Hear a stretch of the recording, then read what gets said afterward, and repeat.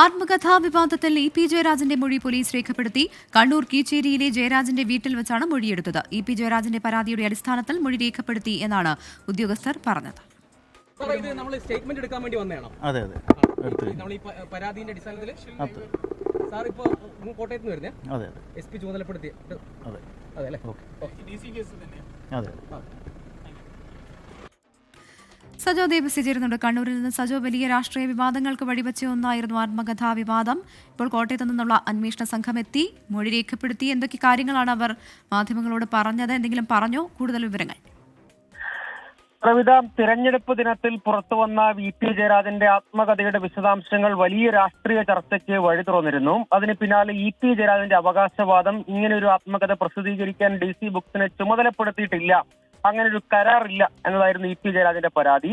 DGPക്ക് പരാതി നൽകുകയും ആ പരാതി പിന്നീട് കോട്ടയത്തെ പോലീസിന് റഫർ ചെയ്യുകയും ചെയ്തു. അതിന്റെ അടിസ്ഥാനത്തിലാണ് SP ചുമതലപ്പെടുത്തിയ ഉദ്യോഗസ്ഥർ കണ്ണൂർ കീച്ചേരി അരോളിയിലെ ഇ.പി. ജയരാജന്റെ വീട്ടിലെത്തി മൊഴി രേഖപ്പെടുത്തിയത്. പ്രാഥമികമായും നേരത്തെ DC ബുക്സിലെ ജീവനക്കാരുടെ മൊഴി പോലീസ് രേഖപ്പെടുത്തിയിരുന്നു. ഇനി രവി DC അടക്കം മൊഴി രേഖപ്പെടുത്താനുണ്ട്. പ്രാഥമികമായി അതിനു മുന്നേ ഇ.പി. ജയരാജന്റെ കൂടി മൊഴി രേഖപ്പെടുത്തണം. അതിന്റെ ഭാഗമായാണ് ഉദ്യോഗസ്ഥർ ഇ.പിയുടെ വീട്ടിലെത്തുകയും മൊഴി രേഖപ്പെടുത്തുകയും ചെയ്തത്.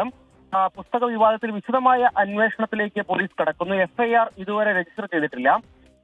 ആത്മകഥയിൽ തെറ്റായ കാര്യങ്ങൾ ഉൾപ്പെടുത്തി പ്രചരിപ്പിച്ചു, താൻ അങ്ങനെ ഒരു കോൺട്രാക്ട് സൈൻ ചെയ്തിട്ടില്ല എന്നാണ് ഇ.പി. ജയരാജന്റെ അവകാശവാദം.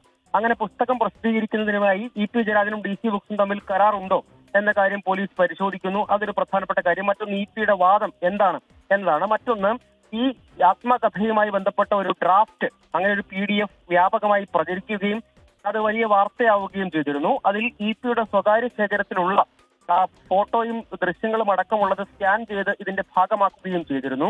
അങ്ങനെയുള്ള ചിത്രങ്ങൾ എങ്ങനെയാണ് ഈ ഡ്രാഫ്റ്റിന്റെ ഭാഗമാകുന്നത്? അത് തെറ്റാണെങ്കിൽ, വ്യാജമാണെങ്കിൽ എങ്ങനെ അത് ഡ്രാഫ്റ്റിന്റെ ഭാഗമാകും എന്നതടക്കമുള്ള ചോദ്യങ്ങളുണ്ട്. പക്ഷേ ഇ.പി. ജയരാജൻ അവകാശപ്പെടുന്നത് താൻ അങ്ങനെ ഒരു പുസ്തകം തയ്യാറാക്കുന്നതിന്റെ ഭാഗമായി 200 പേജുകളോളമുള്ള ആത്മകഥ തയ്യാറാക്കുകയോ അതൊരു മാധ്യമ പ്രവർത്തകന്റെ സഹായത്തോടെ തയ്യാറാക്കി എന്ന് പറയുന്നുണ്ട്. പക്ഷെ അത് പൂർത്തീകരിച്ചിട്ടില്ല, DC-യുമായി കരാർ സൈൻ ചെയ്തിട്ടില്ല എന്നതാണ് അദ്ദേഹത്തിന്റെ അവകാശവാദം.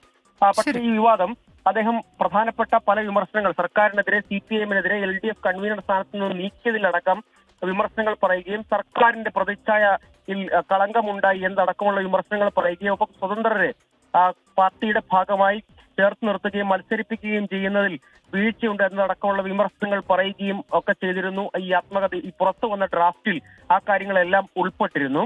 അതിൽ പക്ഷേ വിവാദമായതിന് പിന്നാലെ തെരഞ്ഞെടുപ്പ് ദിനത്തിൽ വലിയ രാഷ്ട്രീയ ചർച്ചയാവുകയും LDF രാഷ്ട്രീയമായി പ്രതിരോധത്തിലാവുകയും ചെയ്തിരുന്നു.